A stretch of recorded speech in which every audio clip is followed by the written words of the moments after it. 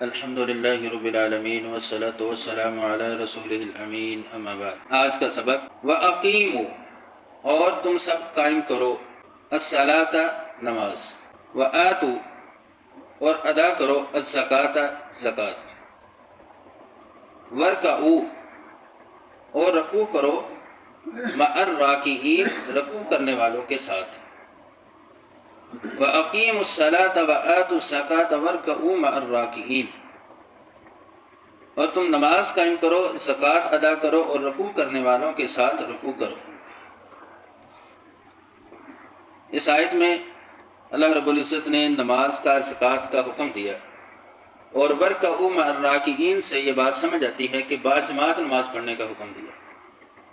کہ رکوع کرنے والوں کے ساتھ رکوع کرو۔ اور نماز، زکوٰۃ، یہ پہلے بھی دین کا حصہ رہی ہیں یہ چیزیں، ہاں اس کی کیفیت میں، اس کی تعداد میں، اس کے پڑھنے میں یہ فرق تھا، لیکن نماز اور زکوٰۃ پہلے بھی فرض تھی، اور نماز اور زکوٰۃ کو، نماز کو پڑھنے، زکوٰۃ کو ادا کرنے کا حکم دیا گیا۔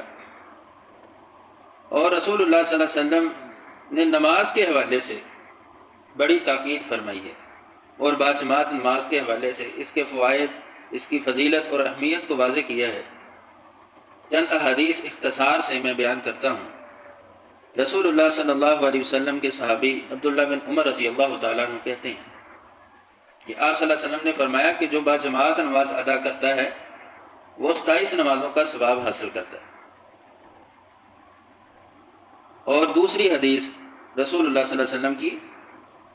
فرمایا والذی نفسی بیدی، محمد صلی اللہ علیہ وسلم، قسم ہے مجھے اس ذات کی کہ جس کے ہاتھ میں محمد صلی اللہ علیہ وسلم کی جان ہے، فرمایا کہ میں لوگوں کو حکم دوں کہ وہ لکڑیاں اکٹھی کریں، اور پھر اذان کہی جائے، لوگ جمع ہوں، نماز پڑھیں، اور میں اپنی مسلح پر، امامت پر کسی اور کو کھڑا کر دوں اور حکم دوں کہ نماز پڑھاؤ، اور پھر ان سارے لوگوں کے گھروں کو جلا دوں، گھروں سمیت، کہ جو نماز کے لیے نہیں آتے۔ یعنی نماز کا جب وقت ہوتا ہے تو وہ گھروں میں بیٹھے رہتے ہیں، نماز ادا نہیں کرتے۔ یعنی اتنی سخت وعید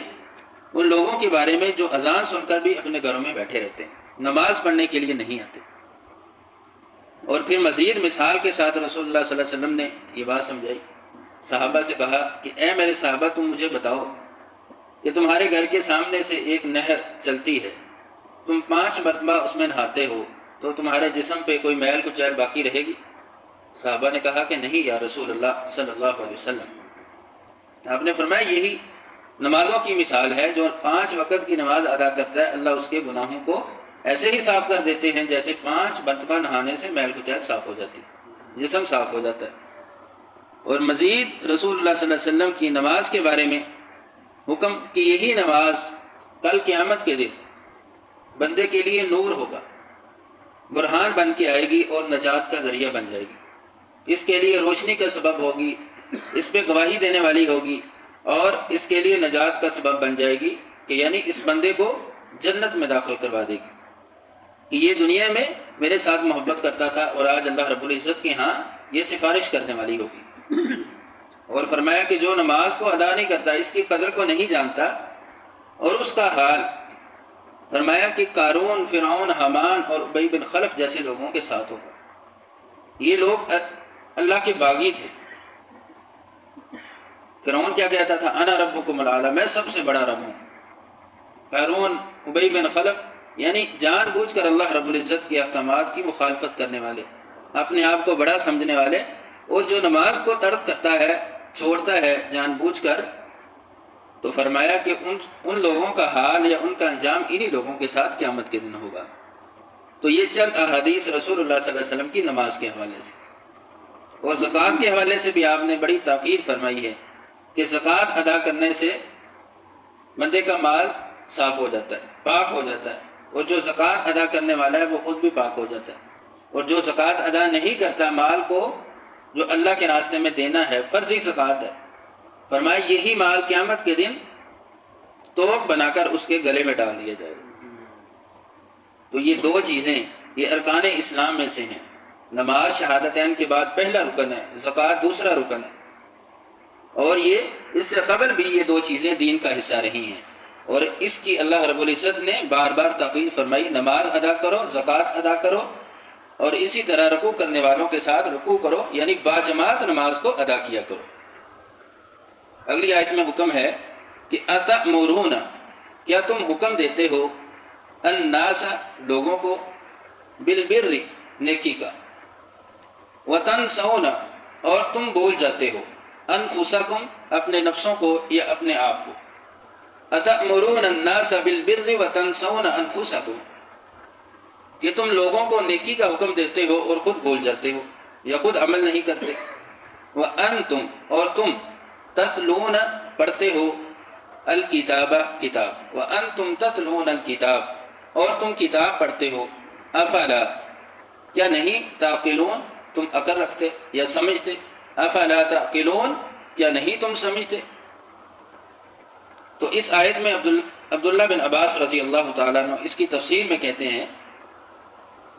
کہ تورات پر عمل کرنے کا جو ان کے علماء تھے وہ حکم دیتے تھے کہ تورات پر عمل کرو، اور خود یہ بات بھول جاتے تھے کہ اسی تورات میں رسول اللہ صلی اللہ علیہ وسلم کو ماننے کا بھی حکم ہے، یعنی لوگوں کو تو حکم دیتے ہیں کہ اس میں عمل کرو، لیکن خود ماننے سے آپ صلی اللہ علیہ وسلم کی ذات کا انکار کر دیتے۔ اور دوسرا اس کی تفسیر میں یہ بات کہ اتأمرون الناس بالبر وتنسون انفسکم، کہ نیکی کا حکم دینا اور خود نیکی کو چھوڑ دینا۔ رسول اللہ صلی اللہ علیہ وسلم نے فرمایا، صحیح بخاری کی حدیث، قیامت کے دن کچھ ایسے لوگ ہوں گے کہ جو جہنم میں داخل کیے جائیں گے۔ ایک بندے کا بتایا کہ وہ جہنم میں داخل کیا جائے گا، اس کی انتڑیاں اس کے جسم سے نکل آئیں گی، اور وہ ان کے گرد ایسے چکر کاٹے گا جیسے گدھا چکی کے گرد چکر کاٹتا ہے۔ تو جہنمی جمع ہو جائیں گے، اس سے پوچھیں گے کہ کیا وجہ ہے، تم تو وہی نہیں ہو کہ جو دنیا کے اندر ہمیں نیکی کا حکم دیتے تھے، برائی سے روکتے تھے؟ کہیں گا ہاں میں تو وہی ہوں، لیکن میں تمہیں حکم دیتا تھا نیکی کرنے کا، برائی سے رکنے کا، لیکن میں خود عمل نہیں کرتا تھا، یعنی خود میں نیکی نہیں کرتا تھا اور برائی سے باز نہیں آتا تھا۔ تو یہ انجام ہے اس بات کا کہ نیکی کا حکم دینا اور برائی سے روکنا، پھر خود اس میں عمل نہ کرنا۔ تو مسجد میں، گھر میں، دوست احباب میں، جہاں پر بھی ایک شخص نیکی کی دعوت دیتا ہے لیکن پھر اس میں خود عمل نہیں کرتا، برائی سے روکتا ہے لیکن خود باز نہیں آتا، تو اس کے لیے بہت سخت اس کی وعید ہے جو رسول اللہ صلی اللہ علیہ وسلم نے بیان فرمائی۔ وَأَنْتُمْ تَتْلُونَ الْكِتَابَ، اور کہا گیا کہ تم تورات کو پڑھتے ہو،